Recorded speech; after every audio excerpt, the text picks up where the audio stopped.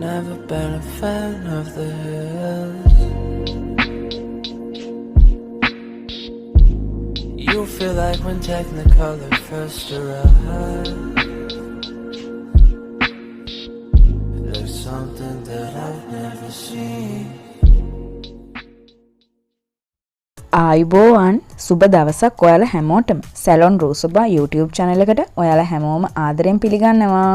අද මම ඔයාලට ගෙනාවේ අපේ හැම glass skin type එකක් කරගන්න විදිහ. මේක අපිට කෘත්‍රිමව කරනවා නම් ලොකු වියදමක් වගේම සමහර විට භයානක අතුරු ප්‍රතිඵල ලැබෙන්නත් පුළුවන්.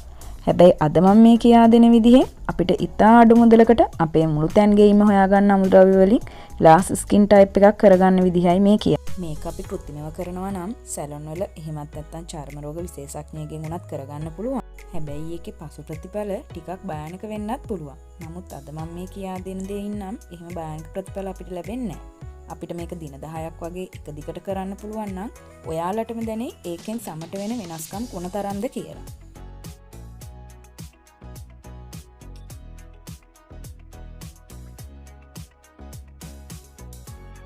අපි දැන් යමු වීඩියෝ එකට. සත්කාරයට අපිට ඕන වෙනවා කඩල පිටි මේස හැඳි එකක්, මීකිරි මේස හැඳි එකක්, කහ කුඩු ස්වල්පයක්, මී පැණි මේස හැඳි භාගයක්.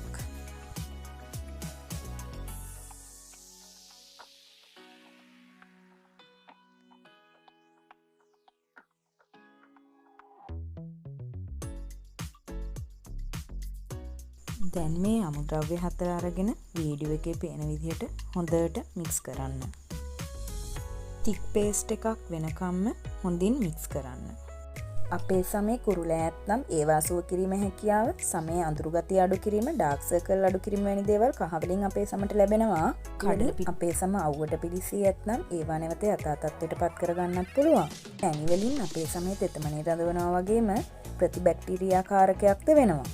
ඉකිරිවල තියෙන ලැක්ටික් ඇසිඩ් එක මැරුණු සෛල ඉවත් කිරීමට වගේම සමේ අලුත් නිරෝගී සෛල වර්ධනය කරන්නත් උදව් වෙනවා. සත්කාරයේ පළවෙනි පියවර විදිහට අපිට තියෙන්නේ ක්ලෙන්සර් කරන්න. ඒකට අපිට ෆේස් වොෂ් එකක් හෝ ක්ලෙන්සර් එකක් භාවිතා කරන්න පුළුවන්.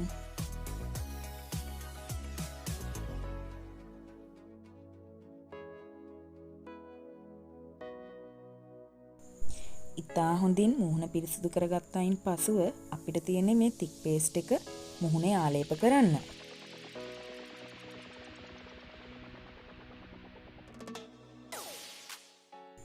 මුළු මුහුණෙම එකම ආකාරයට පැතිරෙන ලෙස මේ පේස්ට් එක ඇප්ලයි කරගන්න.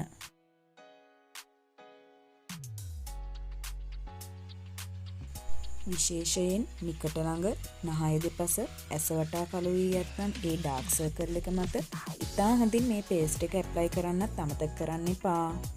මුහුණට කරන හැම සත්කාරයක්ම ගෙල ප්‍රදේශයට කරන්නත් අමතක කරන්න එපා.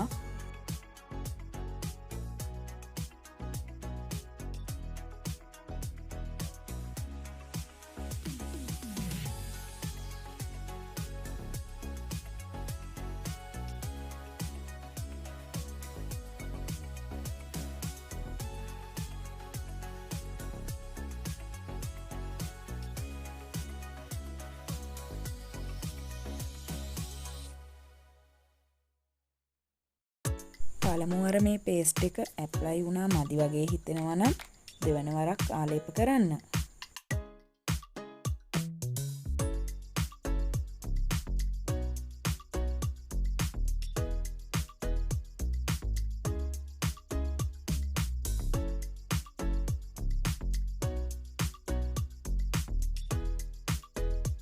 විනාඩි 15ක් පමණ මෙම ආලේපනය මුහුණේ තිබෙන්නට හරින්න.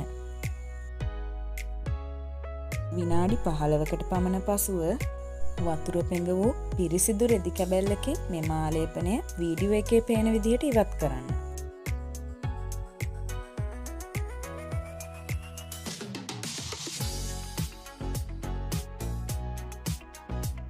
මුහුණේ ආලේපනය ඉවත් කරන විටම මුහුණේ වෙනසක් පේනවා නේද?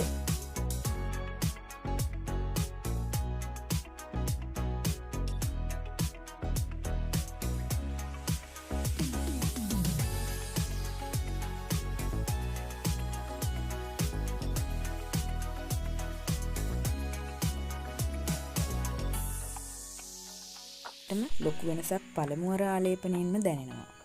මේක ඔයාලත් අනිවාර්යයෙන්ම try කරලා බලන්න. ඔයාලටත් පුළුවන් නම් දින 10ක් මේක කරලා මටත් කියන්න.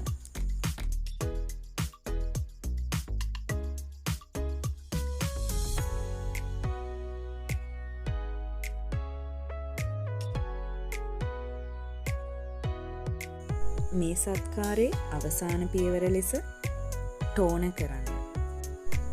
ඔයාලා ගාව ටෝන එකක් නැත්නම් අපිට අයිස් වතුරමත් පාවිච්චි කරන්න පුළුවන්. තවත් මේ වගේම වීඩියෝ එකකින් හමු වෙන බලාපොරොත්තු වෙමින් ගිහින් ඉන්නවා. channel එක subscribe කරන්න, වීඩියෝ එක share කරන්න, like කරන්න, comment කරන්නත් අමතක කරන්න එපා.